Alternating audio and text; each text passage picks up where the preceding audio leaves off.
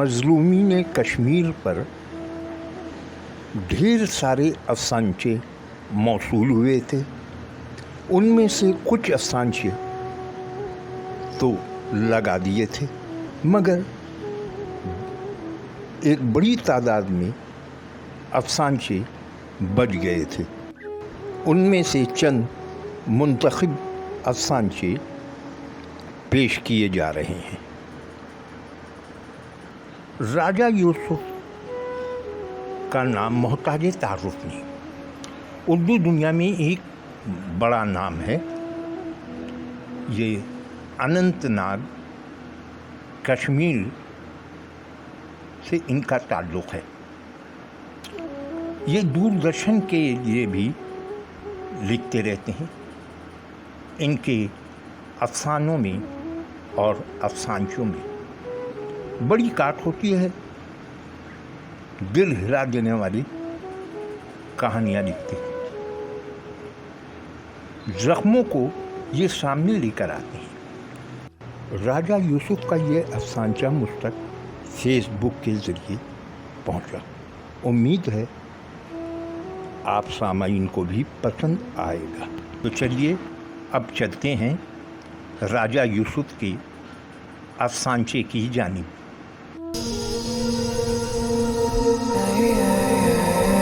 عنوان ہے آنکھ مچولی.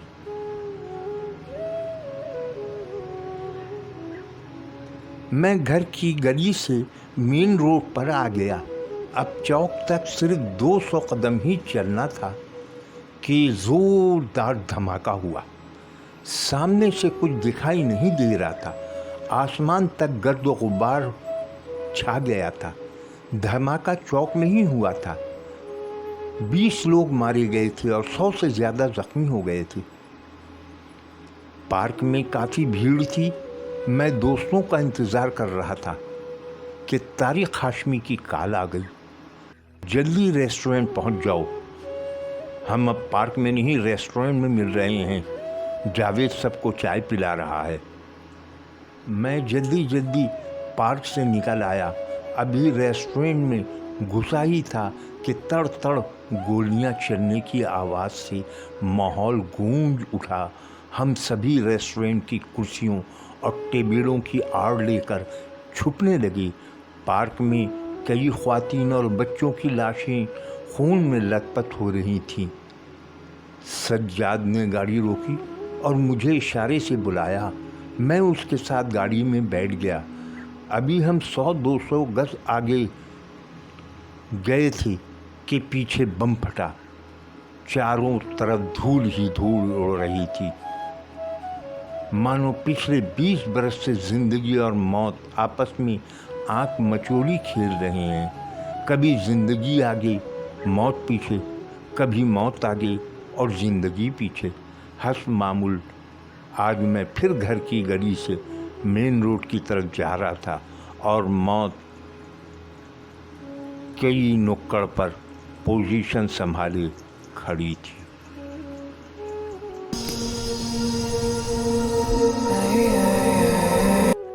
کینیڈا سے ایک دوست سلیم اللہ خان ایک افسانچہ بھیجا ہے جس کے قلمکار ہیں گربخش سنگھ دگل. چلیں سنتے ہیں افسانچہ.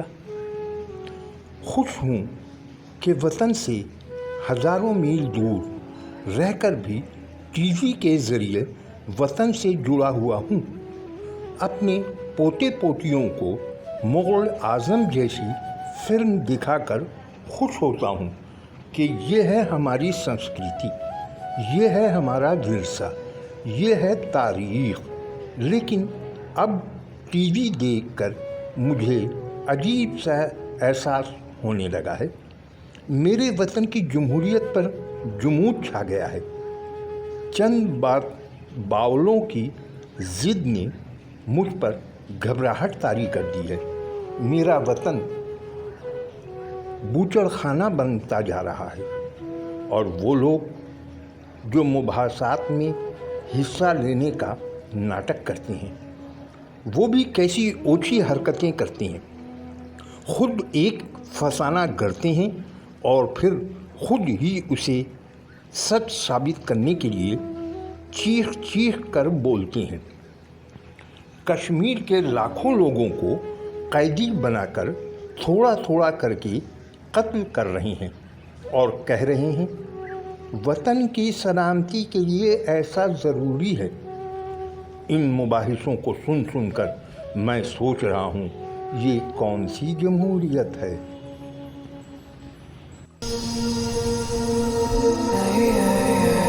دنیائے افسانچہ کی مقبولیت ہے کہ ہر روز بڑی تعداد میں افسانچے آ رہے ہیں۔ ایک افسانچہ اوسلو ناروے سے جناب الحاج محمد امجد نے بھیجا ہے۔ تقریباً 15-16 سال قبل ہماری عدالت میں شائع ہونے والے ایک پرچے میں وہ خوب لکھتے تھے، لیکن اب ان کا قلم رکا ہوا ہے، شاید دینی کاموں کی مصروفیت کی وجہ سے، جس کا عکس فیس بک پر نظر آتا رہتا ہے۔ اتنے عرصے بعد افسانچہ بھیجا ہے، لیکن خوب لکھا ہے۔ افسانچہ سچ کے قریب ہوتا ہے، لیکن یہ تو پور سچ ہے۔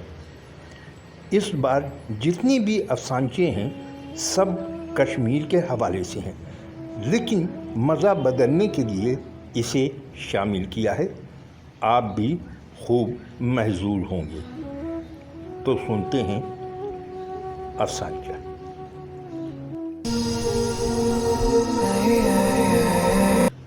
وطن سے اتنی دور رہ کر بھی ہمارا دل وطن کی تال پر دھڑکتا ہے۔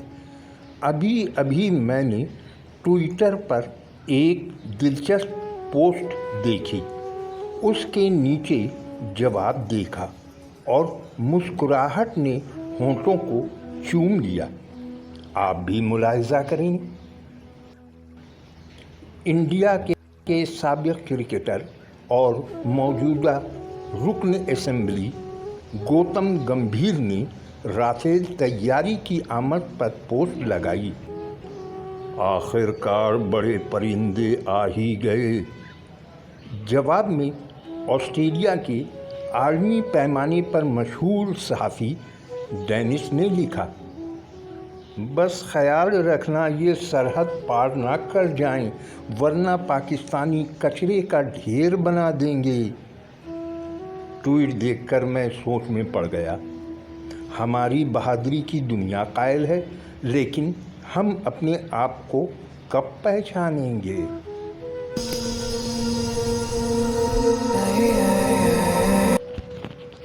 اب ایک اور افسانچی کی طرف۔ اقبال خورشید افسانچوں کی دنیا میں ایک بڑا نام۔ 1 منٹ اسٹوری کے نام سے افسانچوں کا ایک انبار انہوں نے لگا رکھا ہے۔ روزنامہ ایکسپریس، روزنامہ دنیا اور اس کے علاوہ فیس بک پر بھی ان کی 1 منٹ اسٹوری آپ پڑھتے رہے ہوں گے۔ کشمیر میں جاری مظالم کے تناظر میں کیا خوبصورت افسانچہ لکھا ہے۔ عنوان ہے خاموش تصویر۔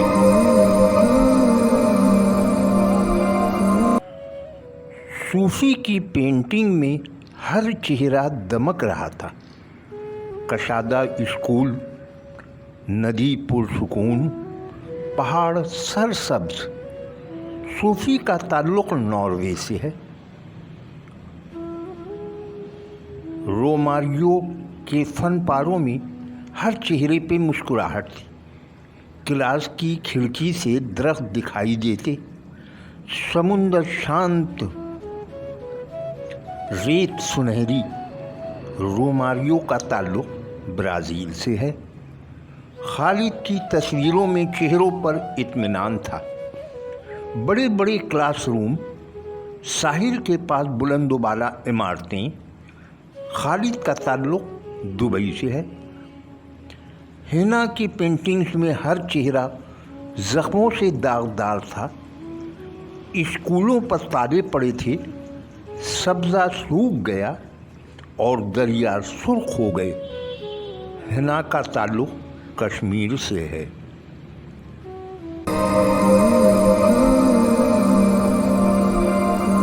और अब सुनते हैं रिजवान ताहिर मुबीन के कलम से निकला एक अछूता अफसाना, फतह।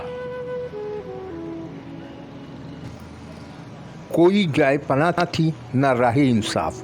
मकबूजा कश्मीर में हर आवाज़ दबा दी जाती, हर तहरीक और एहतजाज कुचल दिया जाता।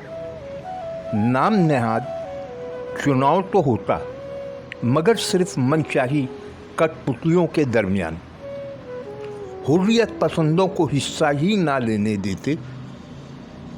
जनता चुनाव नाकाम बनाती तो जबरन वोट डलवाते और दुनिया से जमहूरी नाटक की दाद वसूल करते।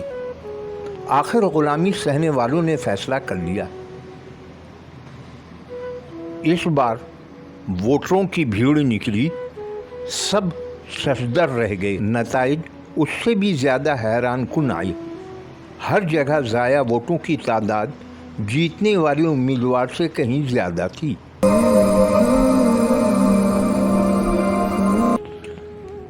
आखिर में मैं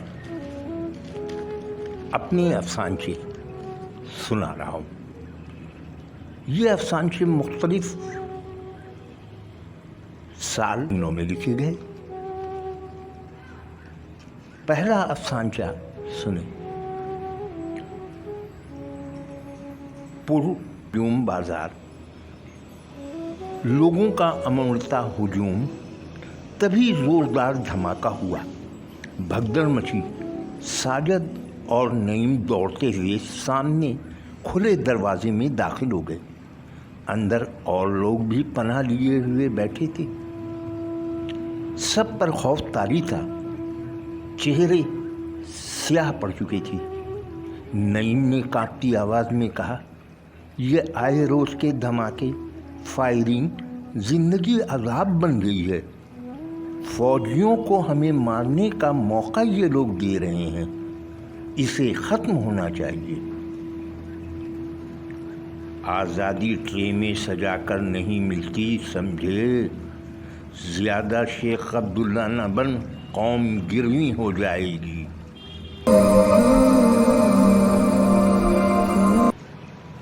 और अब सुनते हैं, ऐसे बेशुमार वाक़यात हैं जो अक़ल से मावरा। अब शेरी गुड़ के वाक़े को याद करो, याद है ना? अज़हर ने खिड़की से बाहर डल में तैरते शिकारे पर नजरें जमा दी। कुछ तौक़ुफ़ के बाद वो बोला, हर कोई दानी या इंदराबी नहीं बन सकता, मगर कुदरत फिर भी हमारे साथ है। उस दिन शीरी गुड़ के साथ क्या हुआ याद है ना? वो बकरियां लेकर चारागाह गई थी। उसे मालूम न था कि चारागाह में कुछ दरिंदे भी घुस आए हैं। एक दो नहीं, 4 दरिंदे मुंह मारने के लिए गांव की तरफ देख रहे थे कि उन्हें शीरी गुल नजर आ गई। उन्हें देखकर वो भी ठिठकी। फिर उसने सोचा, ये लोग हमारी हिफाजत के लिए अपने वतन से दूर हमारी जन्नत में आए हैं, उनसे डरना कैसा।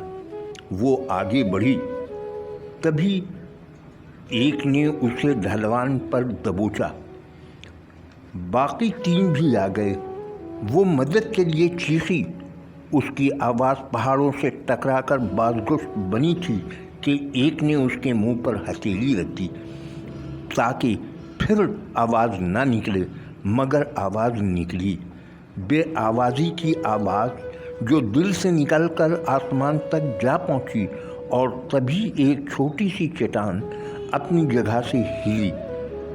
ढलान पर फिसलती हुई आन की आन में चारों से टकराई, कुचलती हुई नीचे चली गई।